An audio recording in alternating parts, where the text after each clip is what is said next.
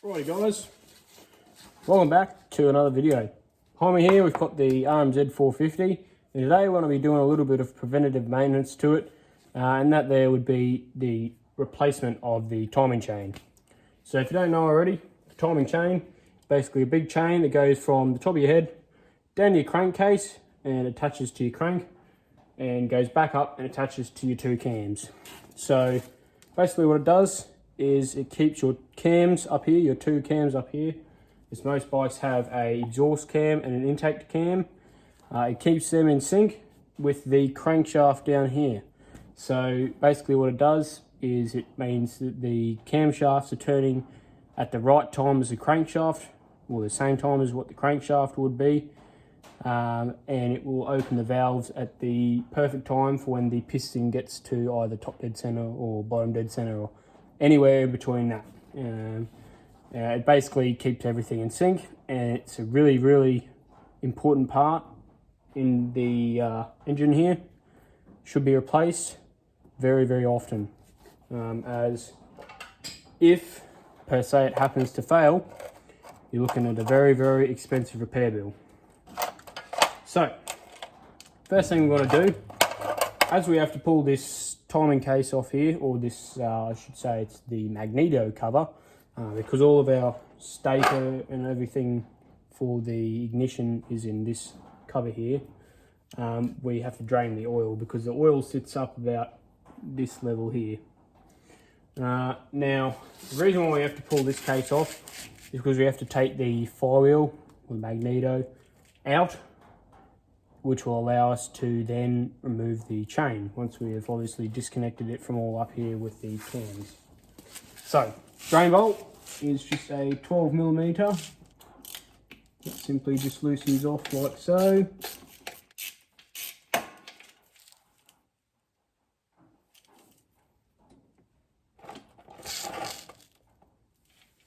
There we go.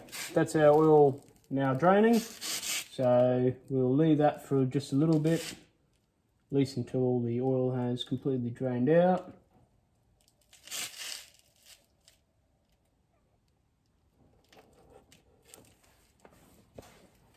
I think I might get a copper washer for that, because that was just leaking a tiny little amount.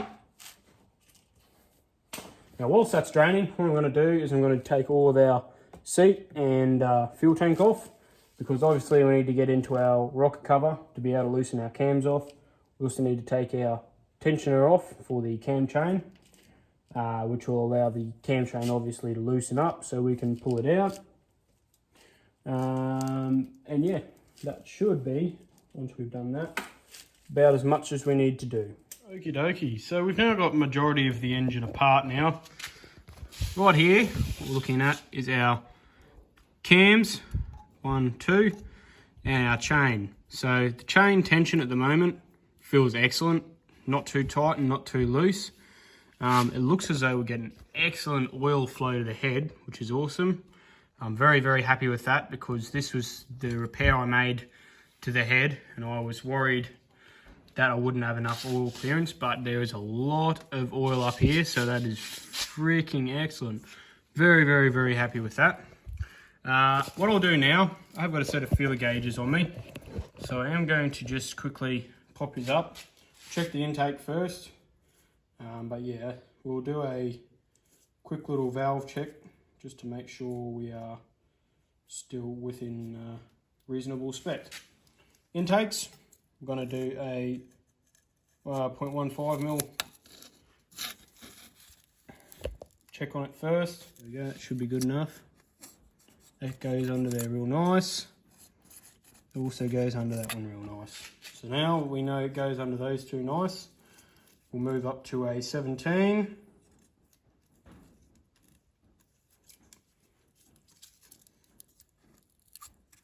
That just goes under there. It won't go under that one. Okay, so that's really good. The intakes are still well within spec, so I'm quite happy with that. What I'm going to do now is these exhausts.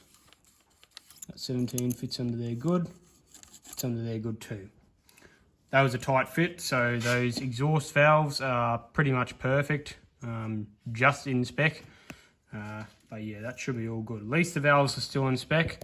I've been having a bit of luck starting it. It will usually start first kick if you do all the right things, especially with your throttle and your choke. All right, now that we have all that loose, I've checked all my valve clearances. My current time chain tension is quite good. I'm happy with the top end. So now what we're gonna do is we're gonna move to the bottom end, pull out our stator cover, now that our oil has fully drained into the pan, or just about anyway, and we will remove the flywheel. Now there's a special tool you need to remove this, and I'll show you exactly, pardon me, I'll show you exactly what you need to remove that. Rightio, next thing we want to do, as I said, is remove our stator cover. So that's just contained by a couple of little bolts up here. Just going to crack them by hand first and then buzz them out with the ratchet. Another thing, I won't be using this to tighten them back up either. Although I like this ratchet, it's really fast and quick. It's really good for destroying bolts as well. So if you want to, per se, destroy any bolts you have, a Milwaukee 3/8 fuel ratchet is exactly what you're after. This one here down the bottom's a little bit hard because I've got to get past this gear shift lever, but not to worry. Now we can just buzz them all out.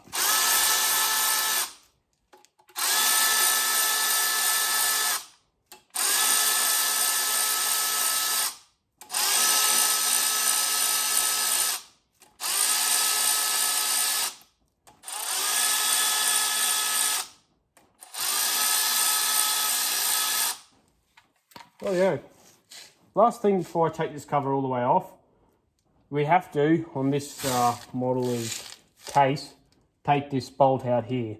On the later ones, it's just a flat plate, you don't have this, but this is just an extra hold for the stator cover here. I don't know why it's there, who knows why these bolts are there. They don't hold the stator cover on either, but oh well. Anyway, this one here, this small one, is another one we're going to have to remove. This is your timing pointer mark. So when we go to put the new chain on, it's a little bit of work to try and time all your cams up, but we use the help of this little timing pointer under this this cap here to help line our flywheel up and our crank up, so that then we can line the marks on our camshaft up with the flats on the head. So, we do now, get our Allen keys and then nip that off quickly.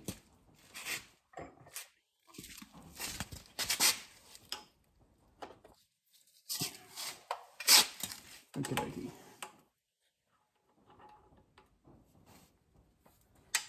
Alrighty, so just before we go any further, this is a plug I just took off, the small plug I was talking about. In here, you may see that there's a little mark right there. On the flywheel, there'll be two marks, which I'll show you later. They are reference marks, and they will help us to get basically the piston to dot dead center, which is where we'll then line up this mark, and where is it? Down here somewhere, that mark. So those two marks there that I just indicated are supposed to be flat with the head. Now you may have already noticed as well, we have a mark there, we have a mark there. These marks here, I might be able to show you at this moment, are supposed to be 15 pins apart. So this here on the timing chain is called a pin.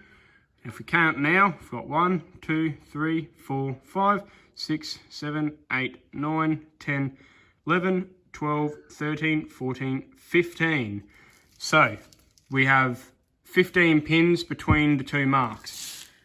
That there tells us that both our exhaust and intake cams are in sync. Now, just because the cams are in sync does not mean it's in sync down here, and that is where that comes in. At that exact point where they're 15 pins apart, Those dots are flat with the head, and the rear mark that's on the flywheel lines up with that indent there. Your bike is in perfect time. And when we go to put it back together with the new chain, I will indicate that to you. Alright, so last bolt, as I said, is just this little one up here. So that is the next size up, remarkably. There we go. So we'll just quickly take that off. So now what we can do, push our bike into gear, let all the remaining oil out, because there is a little bit in this stator cover. It doesn't actually level out with the crankshaft, because between the crankshaft and the flywheel there is actually a wall where the bearing sits for the crankshaft, and a little bit of oil gets stuck in there over time. Anyway, get this bolt out. I buzzed them out most of the way. I just wanted to leave them in a little bit so it didn't do that. That was exactly what I was trying to avoid, but could not. That's why we got a little bit of frag action here.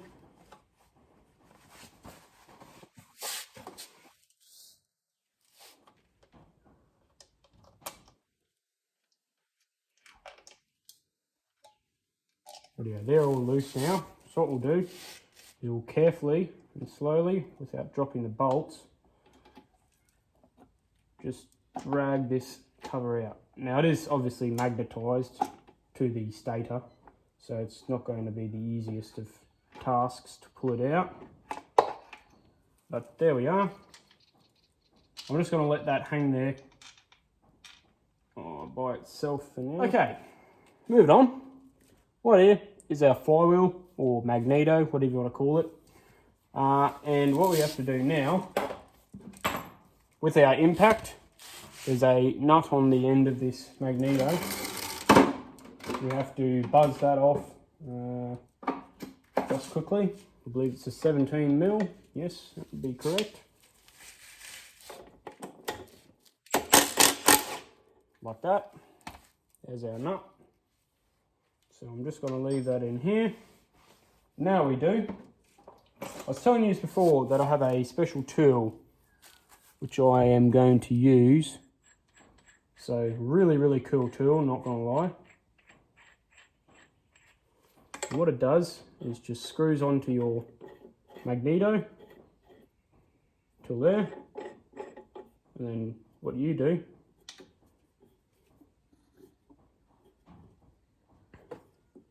is just use your impact, which I'll have to get a bigger socket. That will do. And then simply using the tighten function, whip it off like that. How easy was that? Piece of cake. So what we're going to do now, just leave our flywheel over here. I'm pretty hopeless at showing you exactly what I'm doing. A lot of the times I just expect you to see what I'm doing. But here we go. This is our timing chain and the gear off of our crankshaft. Pretty cool, eh? So what we have to do now, we're going to start working on our top end, getting all that apart. It's not really a long job replacing a timing chain. It's pretty short actually. So far it's only taken me about 30 minutes to get this all apart. And there's not really that much left that we have to do.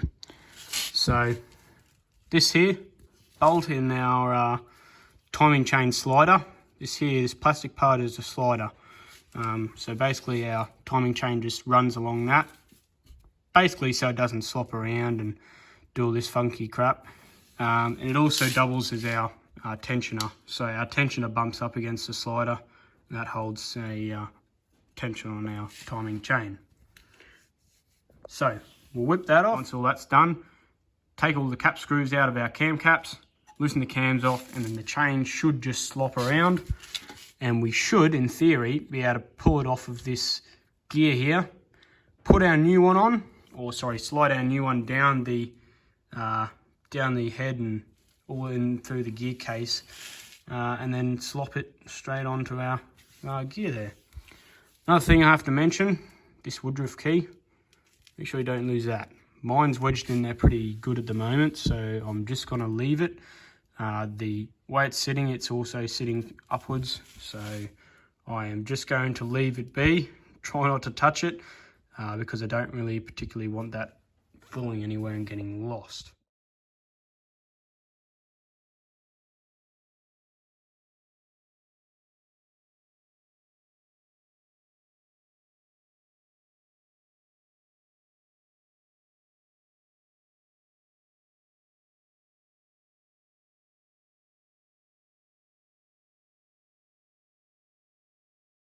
Rightio, so we've got the old one on the left, also the old one on the front and the new one at the back, as you can see. The old one came out relatively easily. You may have seen it drop down in the time lapse. That was just me pulling it out. But the new one, to my surprise, is actually the exact same brand as the old one. So this one's a hot cams, and the code on it is exactly the same. So KMC, TR, it's got 20 and all that sort of stuff. But this one, so it's got VP on that side, must be the wrong side. There we go. KMC, 20. I'll find a TR or TC, whatever it was. Oh, but yeah, pretty much exactly the same chain. They're not really that much difference in terms of stretch, so I probably would have gotten away with just keeping that old one. But it's better to be safe than sorry, and with all the time I've put into that bike, I'd rather do it properly and make sure it's good. So yeah, this new one here, as I said, it's a hot cams model. I will put the number of it in the comments if you do want to go and get one yourself, as well as where I've got it from. But yeah, what we'll do now, we'll lightly oil it and then we'll fit it to the bike. Right, so we're ready to fit the cam chain now. What I've done, I've just put a zip tie on the bottom of it, a little trick I've seen, and we'll just hold this slide out the way and then just slowly drop our chain in and just hold it there. What I'm going to do now is I'll try and seat it on the gear. Alright, that new cam chain is sitting nice and snug on that gear. So what I'll do, I'll wrap it around one of these cams so that it's somewhat held in place. It's not going to be anywhere perfect, but at least it'll hold my chain in while I get everything sort of set out and ready. Okay, so that chain is now just hanging there freely. At least now what I can do is I can sort of start putting our little bits and bobs on, such as our flywheel, and then I can put this cover back on and I can start timing it to the cams. So yeah, as I said before, pretty simple and easy to time. Just takes a lot of work, and you've got to try as best as you can to get it as right as you can. Okie dokie, cover's back on. We already have the engine timed at the first mark, so what I need to do now is, using the timing chain, I'm just going to try and at least seat this first cam up so it's perfect. Just the timing chain. There we go.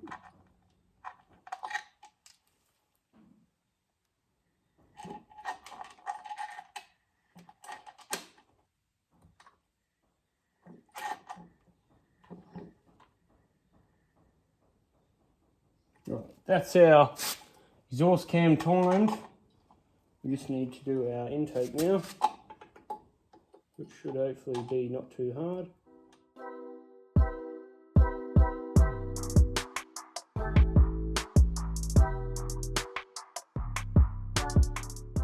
Okie dokie, engine's all back together. Got all the new timing chain in, and yeah, all that's left to do is obviously put our fuel tank on, as well as our seat, and most importantly of all, we also need to fill it with oil. So I will do that now, and then I'll bring you back when I've got everything together, start it up, and we'll take it for a rip. Okay, now time to try out the timing chain. We've got our tank and our seat all mounted back up. So we'll do that. I'll just check all our coolant is good. I'm not going to be running it long, but kind of don't want to run it without coolant either. And that is all good. Now, a lot of people ask me how I can kick a bike over in thongs, or flip-flops or jandals, whatever you want to call them. Trick of the trade, I like to kick it over slowly 2 times, 2 pumps of your throttle. I'll kick it over a second time because I just found what I needed just there, and it's not real good for a video. And you want to find top dead center. It's sort of, you'll feel it, it's a click and then it goes hard.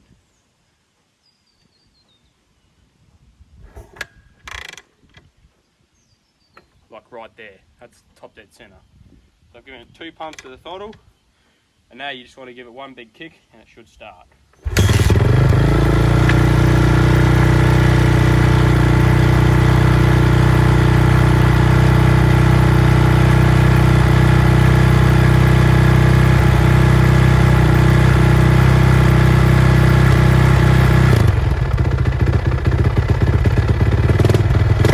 Alrighty guys, that'll be the end of the video. Hope you enjoyed it, and if you don't mind, please help the channel out by liking this video and subscribing. Thanks again, and I'll see you in the next one.